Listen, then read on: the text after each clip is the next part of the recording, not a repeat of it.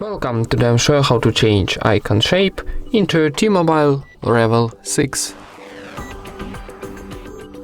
First of all, open your Play Store and in search find X icon changer application. Okay, this one. Need downloading and install, so wait a second for install. And now tap open. Sometimes need to close ads. Okay, not now. So now from the list choose your application, maybe phone will be nice. So now from the icon library you choose your new icon shape.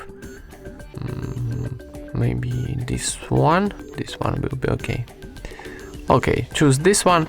And now for saving this icon, need to tap OK in the top right corner and wait a second for generating new icon. Sorry, for that need to close ads maybe a few times, so because it's free application. And now here we got cancel or add to home screen. So tap to add to home screen.